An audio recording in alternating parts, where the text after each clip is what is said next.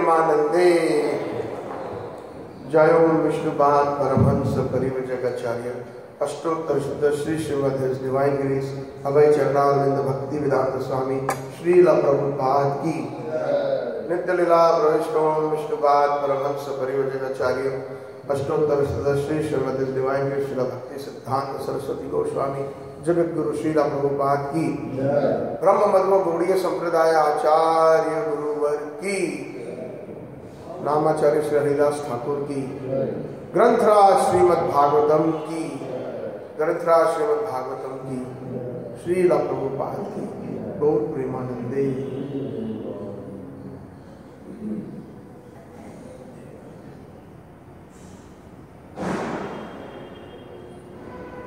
हरे कृष्णा। आप सब भक्तगण को मेरे दंडवत प्रणाम। श्री प्रभुपाद और गौड़ीय गुरुवर को मेरे कोटि कोटि प्रणाम।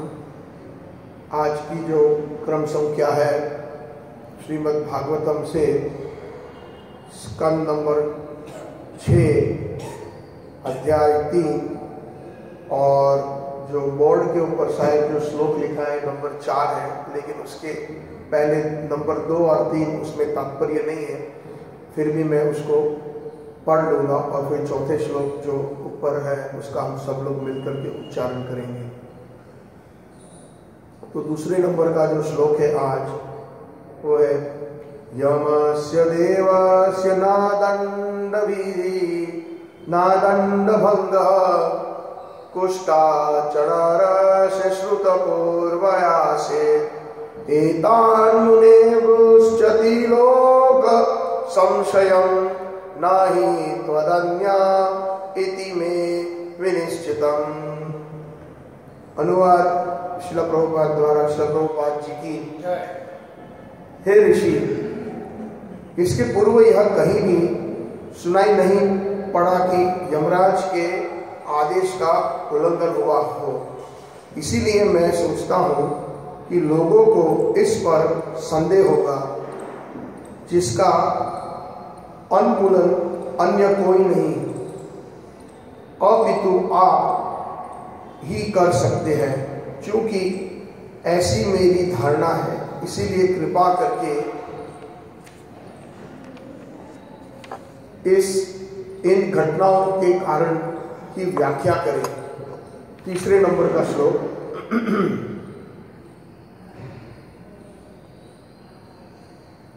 भगवत पुरुषैराजन् याम याः प्रति हतोद्यामः पतिं विज्ञापयामसु आसुर यमं संयमनि पतिम्। अनुवाद। श्री सुखदेव गोस्वामी ने उत्तर दिया, हे राजा, जब यमराज के दूत विष्णु दूतों द्वारा पराजित कर दिए गए तो वे अपने स्वामी संयमनपुरी के नियंत्रक तथा पापी पुरुषों के स्वामी यमराज के पास इस घटना को बताने पहुंचे। और बोर्ड के ऊपर जो आज का श्लोक है, श्लोक नंबर 4, उसमें प्रभुपाद जी का तात्पर्य है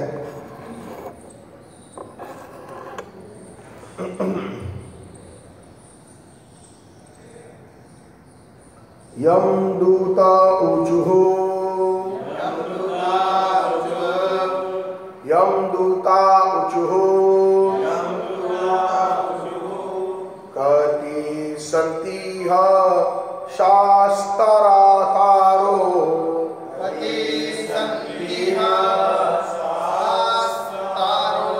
जीवलोकस्य वै प्रभो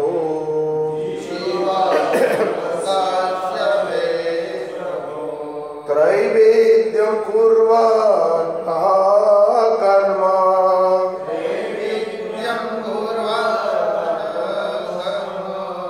फलाभिव्यक्ति हेतवः।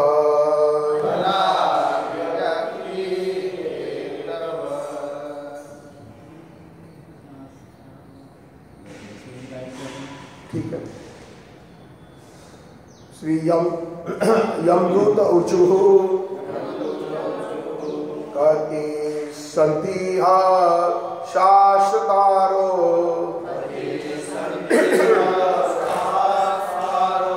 जीवलोकस्य वै प्रभो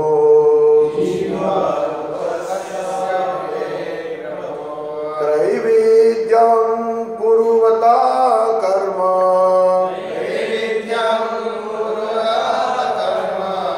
फलाभिव्यक्ति हेतवः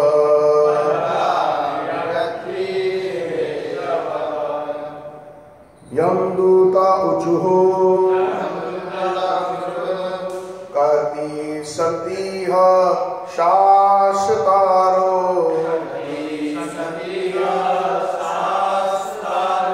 जीवलोकस्य वै प्रभो त्रैवेद्यं कुर्वता कर्म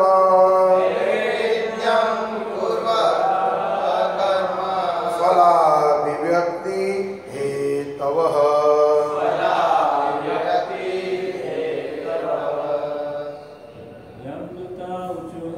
यं दूता ऊचुः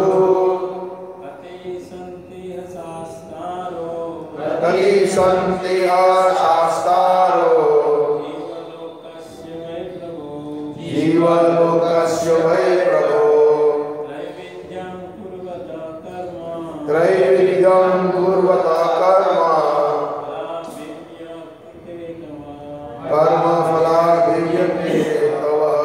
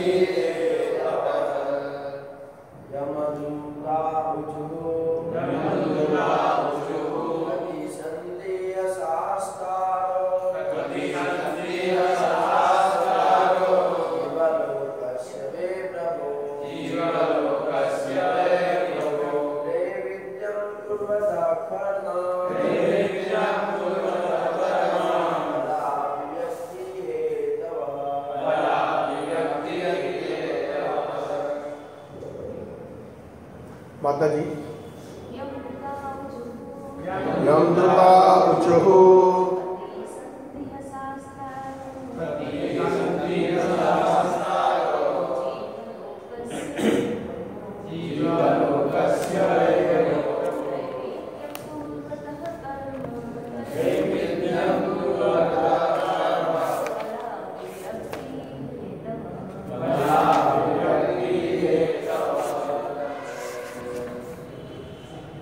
और कोई माता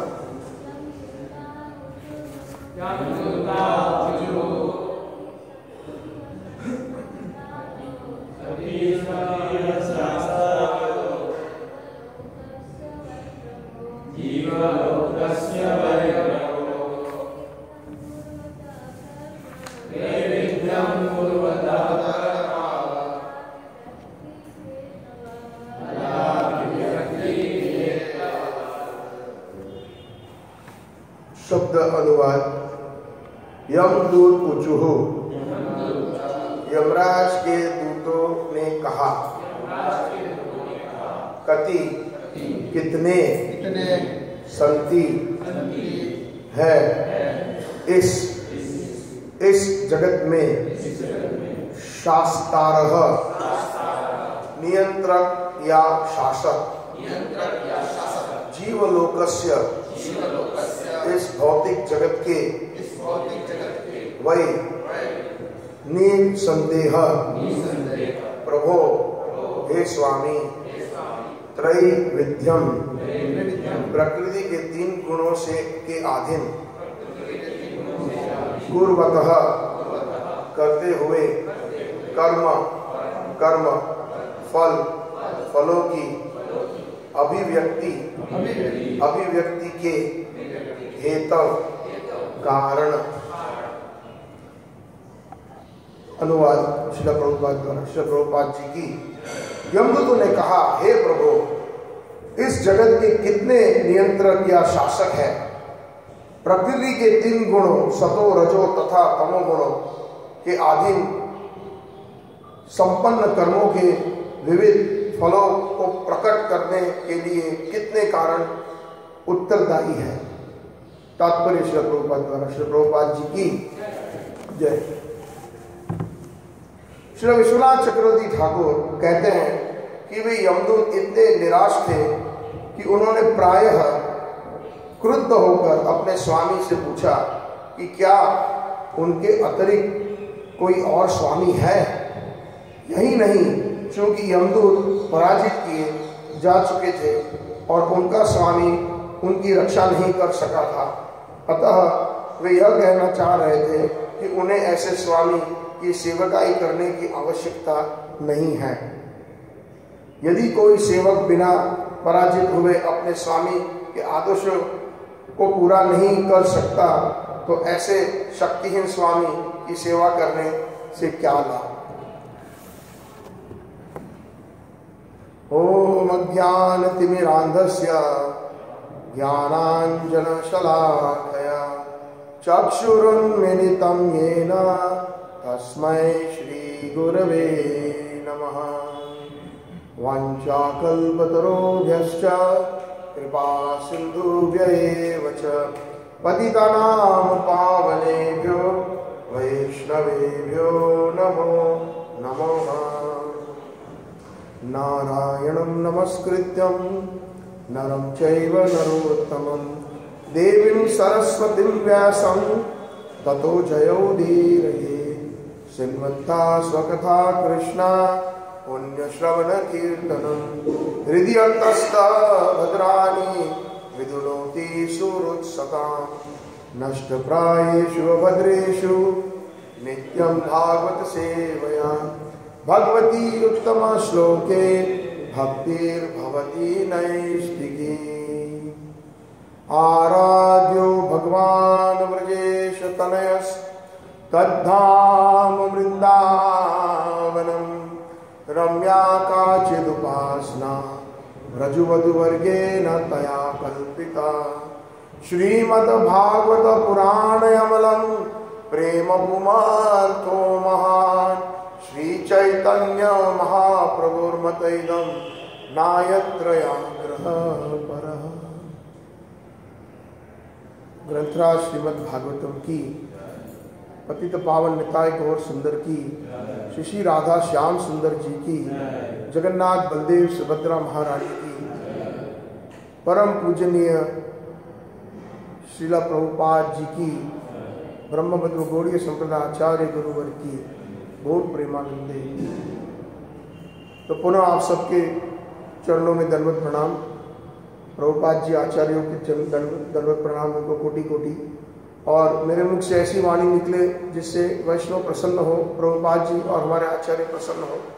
यद्यपि अगर कोई त्रुटियां हैं तो क्षमा कर दीजिएगा, और यद्यपि अगर उसमें आप सबको कुछ अगर अच्छा लगता है तो श्रेय हमारे आचार्य को, गुरुदेव को जाता है। तो ये जो यहाँ पर जो प्रसंग है वो अजामिल और विष्णुदूत और यमदूत का जो संवाद हुआ, विष्णुदूत और यमदूत का। और जब यमदूत वापस लौट के जाते हैं यमराज के पास, जो यमराज उनके स्वामी हैं।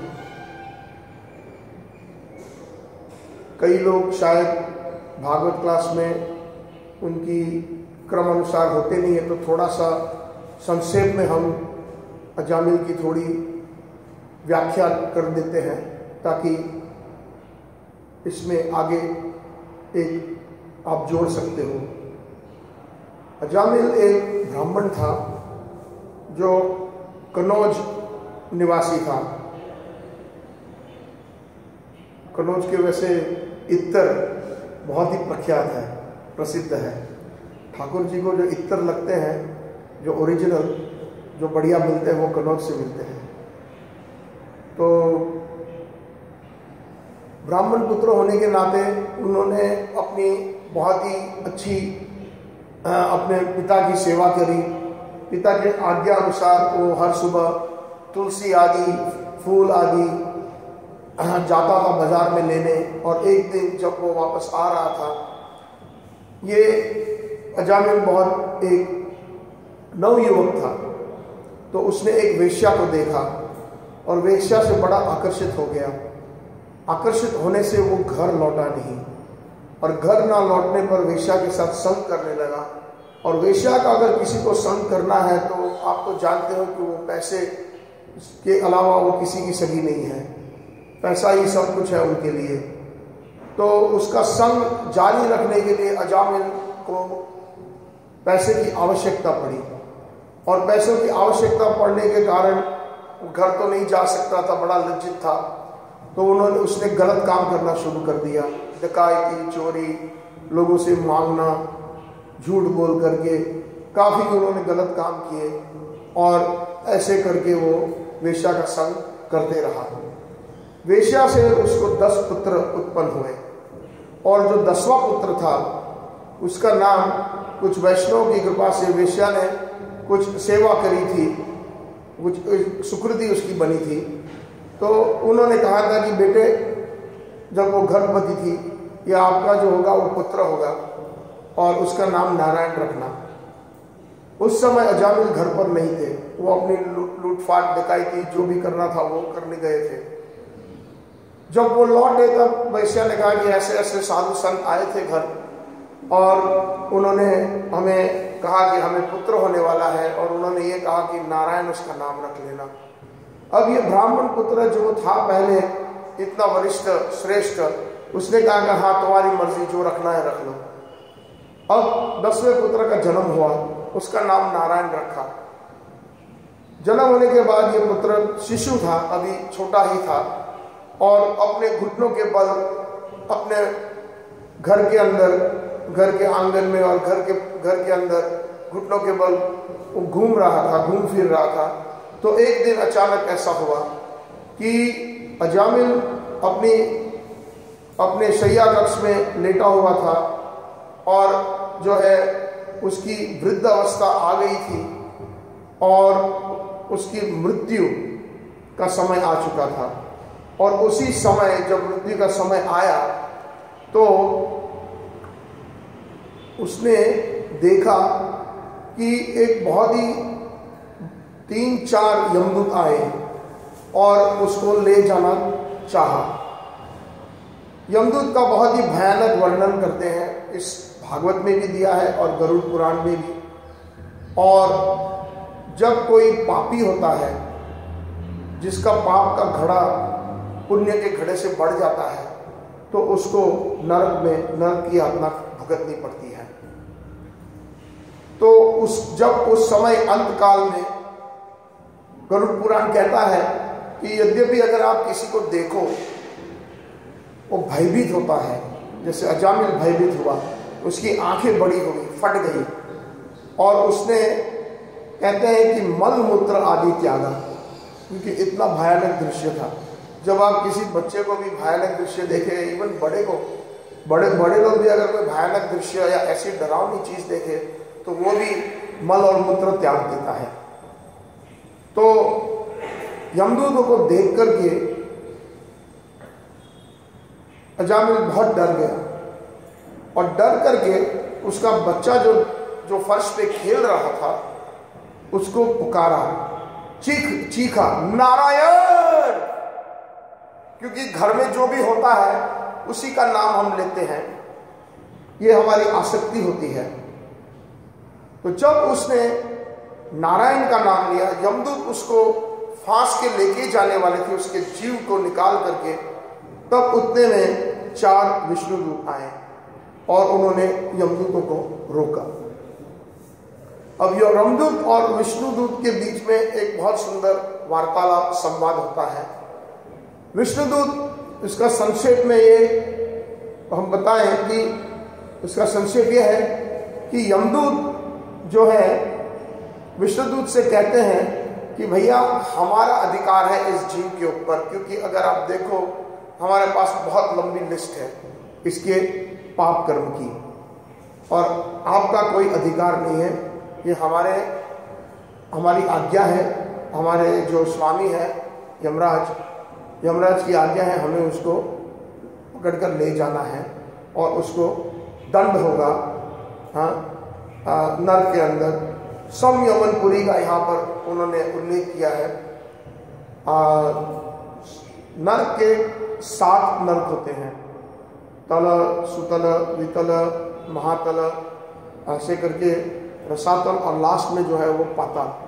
तो पाताल में एक शहर है, उसका नाम है संयमनपुरी। जैसे गुजरात में एक शहर है बड़ौदा, तो संयमनपुरी जो है वो कैपिटल है नर्क का, सारे नर्क, जहाँ पर स्वयं यमराज जी विराजते हैं। जैसे स्वर्ग में जहाँ पर इंद्र विराजते हैं, उस कैपिटल का नाम है, उस राजधानी का नाम है अमरावती। तो अमरावती में जो है इंद्र की राजधानी है, क्योंकि स्वर्ग तो बहुत बड़ा है और नर्क भी कई प्रकार के नर्क है। तो नर्क में भी कई प्रकार के उनके आप कह सकते हो कि गांव या शहर या जो भी विभाग है। तो सबसे जो आखिर में जो नरक है उसको बोलते हैं पाताल लोक, और पाताल लोक में जो है वो यमराज जी का निवास है संयमनपुरी में। संयमनपुरी से यमराज जी भेजते हैं यमदूतों को, और वहाँ पर यमराज जी का एक सेक्रेटरी है, उसका नाम है चित्रगुप्त। तो चित्रगुप्त सबकी एक जिन्होंने जो भी पाप कर्म किए हैं उसकी बड़ी लंबी लिस्ट होती है, उसका डेटाबेस होता है और वो मेंटेन करता है। और जब अंतकाल में जब वो जीव जब शरीर छोड़ता है, तो फिर जैसे पुलिस में किसी जो कोई गलत काम करता है, तो जैसे कैदी को पकड़ के ले आना है, ऐसे ही वो कैद बना करके उसको, उस जीव को ले आते हैं संयमनपुरी में। वहाँ पर एक जैसे एक कचहरी होती है, और कचहरी के अनुसार जो जजमेंट दिया जाता है उसको उस तरह की उसका दंड मिलता है। जैसे हमारी कचहरियों में भी जैसे जैसे संगीन जुर्म किए हैं तो मुजरिम को उस प्रकार से उसको दंड दिया जाता है। और तो ये जो यमदूत आए, उन्होंने उसको पकड़ना चाहा, जीव को बाहर निकाल के ले जा रहे थे, तो विष्णु दूतों ने मना कर दिया। तो यमदूतों ने उनको प्रश्न पूछे बहुत सारे, और उसमें से एक प्रश्न सबसे बड़ा है कि भाई हमारा अधिकार है इसके ऊपर, आप बताइए आपका अधिकार कैसे हुआ, हम कैसे नहीं ले जा सकते इस जीव को। तो कहते हैं कि भाई उसने, हमारे जो स्वामी है नारायण कृष्ण, वो बताते हैं कि जिसने भी अंत काल में मेरा नाम लिया है, तो फिर वो किसी और का अधिकार नहीं है उस जीव के ऊपर, सिर्फ वो जीव मेरा है और वो मेरे धाम में आएगा, प्रवेश करेगा। तो इसे हम लेने आए हैं वैकुंठ ले जाने के लिए, आप इसको स्पर्श नहीं कर सकते, क्योंकि उन्होंने नारायण का नाम लिया है। तो यमदूत कहते हैं कि नारायण का नाम ठीक है लिया है, लेकिन आप वैकुंठवासी हो, आप भी विष्णु की तरह अंतर्यामी हो, जैसे आप में ऐसे जैसे त्रिकालदर्शी होते आप देख सकते हो कि उसने नारायण आपके स्वामी को नहीं पुकारा है, नारायण आपके पुत्र, उनके पुत्र को पुकारा है ना। तो विष्णुदूत कहते हैं कि ठीक है, फिर भी अंतकाल में जिसने भी, जैसे भी, कैसे भी, चाहे वो कितना भी पापी हो, उन्होंने यद्यपि अगर अपराधी भी है, लेकिन अंतकाल में हरि का नाम जो लेता है तो वो अवश्य हरि के पास आता है। हालांकि उसने अपने पुत्र को पुकारा था नारायण, लेकिन नाम तो हरि का था, और हरि का नाम और हरि में कोई अंतर नहीं है, नाम न नामिनो अभिन्न। हम लोग भी, प्रभुपाद जी आगे अगर आप पढ़े तो लिखते हैं इसके भावार्थ के अंदर या समरी में कि चाहे कितना भी कोई पापी क्यों ना हो,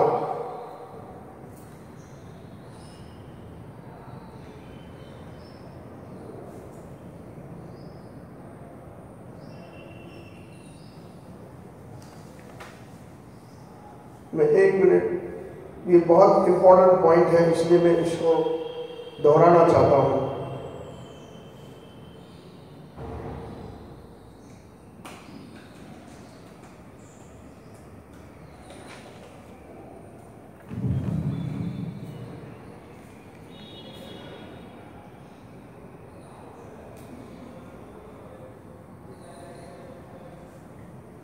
अभी नहीं मिल रहा है, लेकिन उसमें भाव ये था प्रभुपाद जी का कहने का कि चाहे हम कितने भी पापी हो, चाहे हम कितने भी अपराध करें, अपराध अवस्था में भी अगर हम हरि का नाम लेते हैं फिर भी हम तर जाते हैं, हमें जो है सद्गति मिलती है और कम से कम मनुष्य जन्म तो मिलता ही मिलता है। तो हरि नाम की जो महिमा है, इस अध्याय के द्वारा अजामिल के उद्धार और यमराज द्वारा अपने दूतों को आदेश जो दिया जाता है, इसका जो संक्षेप में इसका जो सार है, हरि नाम की जो महिमा है। तो हरि का नाम और हरि में कोई अभिन्न है। इसीलिए हमारे जो पूर्वज थे, हमारे जितने पूर्वज थे, वो कैसे कैसे नाम रखते थे बच्चों के। किसी का नाम नारायण रख दिया, किसी का नाम गोविंद रख दिया, किसी का नाम सुरेश रख दिया, किसी का नाम रमेश रख दिया, किसी का नाम राधा रखा, किसी का नाम सीता रखा, किसी का नाम भक्तों के नाम से रखा। क्यों? उसकी वजह क्या थी? उसकी वजह है कि अंतकाल में जब कोई मृत्यु के समय पर, जब सारे परिवार के लोग साथ में होते हैं, वहां पर खड़े हैं, तो आसक्ति होती है उस व्यक्ति को अपने परिवारजनों के प्रति। तो वो जो है जब प्राण छूटता है तो वो मुख से या मन में सोचता है, हे बेटे गोविंद, अपनी माँ का ख्याल रखना, हे गोविंद। तो वो पुकार तो रहा है अपने बेटे गोविंद को, लेकिन मुख से नाम निकला गोविंद, और जब वो अंतकाल में गोविंद का नाम लेता है जैसे भी कैसे भी, तो उसकी सद्गति होती है। तो ये हमारे पूर्वज जो है, ये बड़ा साइंटिफिक है, वैज्ञानिक है। हमारे आजकल के ज़माने में तो ऐसे ऐसे नाम रख देते हैं जो बिल्कुल पाश्चात्य देश के अनुसार, जिसका कोई मतलब ही नहीं है। और फिर आप ऐसे नाम का उच्चारण करोगे, और अक्सर यही देखा गया है कि लोग आसक्ति के कारण अपने परिवार को याद करते हैं, और परिवार को याद करने के कारण, संपत्ति को याद करने के कारण, फिर वो उसी घर में दोबारा जन्म लेता है, चींटी या चूहा बन करके, या फिर उसी का बेटा बन जाता है, अगर उसके सत्कर्म रहे, पुण्य कर्म रहे, कि उसको मनुष्य जन्म मिले। तो जैसे कि हमारे प्रभुपाद जी कभी कभी उदाहरण देते थे कि हरि का नाम कैसे है, जैसे गोली लो। जैसे अगर आपको बुखार हुआ है तो आप पैरासीटामोल ले लेते हो, तो पैरासीटामोल में हम और आप, अगर हम मेडिकल नॉलेज, फार्मेसी का नॉलेज नहीं है, तो हम जानते नहीं कि अंदर क्या क्या केमिकल है, लेकिन हम गोली ले लेते, वो गोली का अपना काम करेगा। और दूसरा जो है वो डॉक्टर है, वो सारा कुछ जानता है कि उस पैरासीटामोल गोली के अंदर क्या क्या भिन्न प्रकार के पदार्थ है, और अगर उसको बुखार आता है वो भी लेता है, तो वो भी वही काम करता है। तो कहने का मतलब है कि हरि का नाम जो है वो बहुत प्रबल है, और हम लोग सब इसमें से हमें एक प्रेरणा मिलनी चाहिए। हमारी प्रेरणा ये रहेगी कि हालांकि हम अभी अपराध के स्टेज में हम हरि का नाम कर रहे हैं, तो हमें हरि का नाम अपराध के स्टेज में करने से भी कभी कभी एक निराशा हो जाती है कि कब हमारे में नाम आभास की स्फूर्ति होगी या शुद्ध नाम की स्फूर्ति होगी। हम आज जीवन अपराधी करते रहेंगे तो हमारा उद्धार कैसे होगा? तो उसमें हमें ये प्रेरणा यहाँ पर मिलती है कि चाहे हम हरि का नाम जैसे भी कैसे भी हम करते रहना चाहिए। हरि का नाम ही हमें अपराध से, हमें आभास में, और आभास से शुद्ध नाम ले जाएगा, क्योंकि हरि का नाम और हरि में कोई अंतर नहीं है। नाम ना नामी नो अभिन्न, भगवान का नाम और नाम और भगवान में कोई अंतर नहीं है। एक बार ऐसा हुआ, ऋषिकेश में प्रभुपाद जी अपने कमरे में बैठे थे, और उनका एक शिष्य कमरे के बाहर वहां पर किसी को प्रचार कर रहा था, कोई भारतीय को, और ये विदेशी शिष्य था। तो कोई भारतीय को हरि नाम के बारे में बता रहा था, तो वो कह रहा था कि Krishna is in his name, Krishna उनके नाम के अंदर है। तो प्रभुपाद जी ने जब वो दोबारा अंदर आया कमरे में, तब पूछा मुझे बताओ कृष्ण कहां पर है, उसके नाम में है, क के बीच में है कि र के बीच में है कि अण के बीच में है, बताओ कहां पर है। तो प्रभुपाद जी का no, Krishna is his name, Krishna और कृष्णा का नाम जो है वही है, अंतर नहीं है। Krishna is his name. तो यद्यपि अगर हम लोग कई वर्षों से हम जुड़े हुए हैं इस सुंदर अंतरराष्ट्रीय कृष्ण भावनामृत संघ के अंदर और कई जोड़ रहे हैं, नए नए आ रहे हैं, यद्यपि हम इस चेतना से हम इसको नाम से हम ऐसा जब नाम जप करने से पहले हम माला को स्पर्श करते हैं और नाम शुरू करते हैं, तो अगर हम उसका वंदन करके बोले कि हे कृष्णा आप ही साक्षात हमारे साथ हो, तो हमारी जो माला जो है बड़ी सुंदरता से और बड़ी अच्छी चेतना से हम कर पाएंगे। और धीरे धीरे हमारे जितने भी अनर्थ है, हमारे जितने भी पाप हैं, हमारे जितने भी अपराध है, वो धीरे धीरे क्षय हो जाएंगे और हम जो है नाम आभास और नाम शुद्ध नाम में हम प्रवेश करेंगे। नाम अपराध 10 प्रकार के होते हैं। कौन से हैं? सबसे पहला अपराध यह है कि हम जो है वैष्णव की अगर निंदा करें, जो कृष्ण के प्रचार में लगे हुए हैं, ऐसे भक्तों की निंदा करना, ये पहला अपराध है।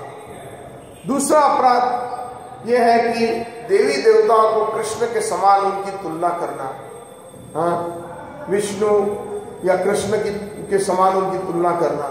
शिव जी आदि जो देवी देवता है, चैतन्य चरितामृत और हमारे शास्त्र आदि बताते हैं कि जितने भी सारे देवी देवता है वो कृष्ण के दास हैं और कृष्ण जो है पूर्ण पुरुषोत्तम भगवान है, वो जो है स्वामी है। एकला ईश्वर कृष्ण और सब वृत्त, वृत्त का मतलब सारे सब जो है दास है। तो कभी दास की तुलना कृष्ण के समान नहीं करनी चाहिए। यद्यपि अगर कोई उपासना करता भी है या अपने घर में अपने मंदिर में कोई देवी देवता को रखता भी है तो अच्छा है, उसमें कोई बुरा नहीं है, वैष्णव है वो लोग, उनको भी प्रणाम करना चाहिए, उनकी पूजा भी करनी चाहिए, लेकिन उनका स्थान समझ करके। वो कृष्ण के वरिष्ठ दास है, वरिष्ठ दासों में से है, और उनको कभी कृष्ण के लेवल पे नहीं रखना चाहिए। कृष्ण का स्थान मंदिर में थोड़ा ऊंचा रखें। यद्यपि किसी के पास मंदिर जैसे जो क्या बोलते हैं जैसे स्टेप्स होते हैं, ऐसा नहीं होता है, तो कृष्ण का आसन थोड़ा ऊंचा बनाएं और बाकी देवी देवताओं गुरु वर्ग है उनको थोड़ा नीचा रखें, तब अपराध नहीं होगा। वरना जितने देवी देवता हैं जिसकी आप पूजा कर रहे हो या जिसको आप नमन कर रहे हो, वो भी आपसे नाखुश रहेंगे क्योंकि वो अपना अस्तित्व जानते हैं। तो ये दूसरा अपराध हुआ। तीसरा अपराध गुरु की अवज्ञा। जब गुरु से हम दीक्षा लेते हैं या गुरु हमें कोई आदेश देता है तो उसकी अवज्ञा नहीं करनी चाहिए, चाहे कुछ भी कहे। ऐसे हमारी वृत्ति होनी चाहिए कि गुरु अगर कहे कि यहाँ से कूद पड़ो इस चट्टान के ऊपर से या इस पर्वत के ऊपर से, तो हमें अपनी जान देने के लिए भी हमें कुर्बान होना चाहिए। ऐसी हमारी भावना होनी चाहिए। गुरु की जो आज्ञा है वो प्रबल है। क्यों? क्योंकि हम मंगला आरती में रोज गाते हैं ना, क्या गाते हैं? हाँ, यस्या प्रसादम तो है, लेकिन उससे पहले वाला श्लोक है साक्षात हरित्वेना समस्त शास्त्रे उक्तास्तथा भाव्यता एवं सत्ति किंतो प्रभो या प्रिय तस्य वंदे गुरु श्री चरणारविंद। आप में और हरि में वैसे कोई अंतर नहीं है, वैसे हरि हरि है और गुरु गुरु है, लेकिन साक्षात हरित्वेना, हरि का जो हरि को जानने वाले हैं वो गुरु है। नरोत्तम दास ठाकुर कहते हैं एक भजन में कि तुम्हारा हृदय सदा गोविंद विश्राम, गोविंद कहेना वैष्णव मर्म प्राण, वैष्णव मोर प्राण। तो वैष्णव जो है वो कृष्ण के प्राण है और वैष्णव और जो गुरुजन है वो जो है वो, और भक्तिविनोद ठाकुर ने ऐसे एक भजन में कहे हैं, ओहे वैष्णव ठाकुर दयारा सागर में, कहते कृष्ण से तोमार कृष्ण दीते पार, तोमार शक्ति आचे, आमी तो कांगाल कृष्ण कृष्ण बोली, धाई तवा पाचे पाचे, दयाल वैष्णव ठाकुर। कृष्ण आपकी संपत्ति है, कृष्ण से तोमार, कृष्ण दीते पार, आप ही कृष्ण को दे सकते हो। तोमार शक्ति आचे, आप ही में वो प्रबलता है, आप ही में ये योग्यता है, आप ही में ये, आप ही सामर्थ हो कृष्ण देने के लिए। हम तो कांगाल है, हम ही तो कांगाल, कृष्ण कृष्ण बोली, हम कृष्ण कृष्ण बोलते हैं, हरि नाम करते हैं, हम कंगाल हैं, हमारे पास कुछ नहीं है। यद्यपि अगर हम सोचते हैं कि हमारे पास कई फैशन के लिए गुरु बना लेते हैं, बहुत धनवान होते हैं, सोचते हैं कि मेरे पास इतना पैसा है, हाँ मैं गुरु को भी खरीद सकता हूँ, गुरु को भी आदेश दे सकता हूँ। देखा है अक्सर ऐसा भी हो जाता है कि जो बड़े बड़े श्रीमंत होते हैं तो कंट्रोल करने का प्रयास करते हैं गुरु का, गुरु जी ये करना है, गुरु जी यहाँ आना है, गुरु जी वहां जाना है। नहीं, गुरु की आज्ञा का पालन करना है, गुरु को आज्ञा देना नहीं है। तो ये एक भाव होना चाहिए, चाहे हम कितने भी, हम भौतिक जीवन में कितने भी आगे निकल जाए, लेकिन गुरु गुरु होता है। तो गुरु की अवज्ञा कभी नहीं करनी चाहिए, क्योंकि गुरु का आदेश वो कृष्ण का आदेश होता है। क्योंकि कृष्ण तो हमारे समक्ष अभी है नहीं, कृष्ण कहाँ है हमारे समक्ष, वो कैसे हमें आदेश देंगे। तो गुरु कृष्ण की जो कृपा है, हाँ कृष्ण की जो कृपा लीला है, कृष्ण की कई लीलाएं हैं, जैसे सृष्टि लीला है जिसमें कृष्ण सृष्टि करते हैं बलदेव जी के माध्यम से, तो कृष्ण की कृपा लीला भी है। तो कृपा लीला कैसे होती है, सबसे पहले सदगुरु को भेजते हैं, वो एक कृपा लीला है। श्रीमद् भागवतम और आदि जो ग्रंथ है वो साक्षात जो कृष्ण की वाणी है वो कृपा लीला है। जो श्री विग्रह है मंदिर में हमारे समक्ष, जो हमारे उद्धार के लिए, वो कृष्ण की कृपा लीला है। तो गुरु अवज्ञा ये एक अपराध है। चौथा अपराध जो है शास्त्रों का खंडन करना। कभी भी मन में ऐसा विचार नहीं आना चाहिए कि शास्त्र गलत होगा। शास्त्र, गुरु साधु और शास्त्र, उसमें कोई भेद नहीं होता है। अगर भेद हुआ तो मतलब समझना कि ये शास्त्र नहीं है, या ये गुरु नहीं है, या ये साधु नहीं है। इसीलिए हमारे प्रभुपाद जी ने कितना सुंदर भगवत गीता यथारूप में, श्रीमद् भागवतम, सब जितने भी शास्त्र यथारूप में दिए हैं, उसमें कोई परिवर्तन नहीं है, क्योंकि ये साक्षात भगवान की वाणी है। धर्मांतु साक्षात भगवत प्रणीतम, ये भगवान की वाणी है। व्यासदेव स्वयं महाविष्णु के अवतार है, वेद के ज्ञाता है, और वेद क्या है, वो साक्षात भगवान की वाणी है। तो भगवान की वाणी और भगवान में कोई अंतर नहीं है, भगवान का नाम और भगवान में कोई अंतर नहीं है, भगवान की लीला और भगवान में कोई अंतर नहीं है, भगवान के विग्रह और भगवान में स्वयं साक्षात भगवान में कोई अंतर नहीं है, भगवान की लीला स्थलियों में और भगवान में कोई अंतर नहीं है, भगवान का धाम और भगवान में कोई अंतर नहीं है। ये सारे ट्रांसेंडेंटल है, सारे दिव्य है। चौथा अपराध, पांचवा अपराध, हरि के नाम को जो है उसका कोई मंडे यानी कोई भौतिक अर्थवाद करना उसका, या उसको भौतिक समझना। हरि का नाम दिव्य है। गोलोकेर प्रेम धन हरि नाम संकीर्तन। ये जो हरे कृष्णा कृष्णा कृष्णा हरे हरे, हरे राम राम राम हरे हरे, ये गोलोक का धन है। ये यहाँ भौतिक जगत से उत्पन्न नहीं हुआ। ये जो महामंत्र जो है उसका जो ध्वनि है वो गोलोक से पैदा होती है, गोलोक से आता है, वो साक्षात गोलोक से। और यहाँ पर हम जो शब्द को उच्चारण करते हैं सारे दूसरे जो भौतिक, वो यहाँ का मैन्युफैक्चरिंग है, लेकिन ये जो ध्वनि है, ये जो साउंड वाइब्रेशन है, वो गोलोक से आता है। और छठा अपराध है कि भगवान के नाम को जो है उसका कोई अर्थवाद निकालना। मैं सोचता हूं कि भगवान का नाम ऐसा है, मैं सोचता हूं भगवान का नाम ऐसा है। कई लोग शास्त्रों को भी ऐसे ही दृष्टि से हमने देखे हैं कि कई जो ज्ञानी होते हैं या कवि इस समाज के अंदर जो गजलें लिखते हैं और वो शास्त्रों के ऊपर भी, शास्त्र के ऊपर भी टीका करते हैं। कभी कभी वो लोग पान चबाते हैं, तंबाकू चबाते हैं और बीड़ी पीते हैं, सिगरेट पीते हैं। बंगाल में ऐसे कई है जो बड़े बड़े पोएट्स हैं, लिखते हैं भौतिक। और बंगाली क्यों, कई जगह पर बड़े मॉडर्न फैशन वाले पोएट्स, और वाइन दारू पी के फिर वो चर्चा करते हैं भगवत गीता के ऊपर। I think Bhagavad Gita this verse means this, मैं समझता हूं भगवत गीता का ये जो श्लोक है इसका अर्थ ये हुआ, या ये भगवान का नाम है। थोड़ा बहुत संस्कृत या संस्कृत के भी ज्ञाता होते हैं तो फिर वो अर्थवाद निकालते हैं अलग अलग प्रकार से, ये भी एक अपराध हुआ।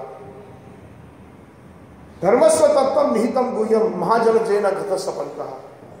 धर्म जो है वो गुह्य है, उसको हमें हमारी बुद्धि लगाने की जरूरत नहीं है। जो महाजन है, जो हमारे प्रभुपाद जी आचार्य है, जितने भी भगवान के वरिष्ठ भक्त हैं, वो जो बताते हैं उसके अनुसार अगर हम चले, हमारी बुद्धि हमारी बुद्धि में क्या है? कुछ नहीं है, भूसा भरा हुआ है।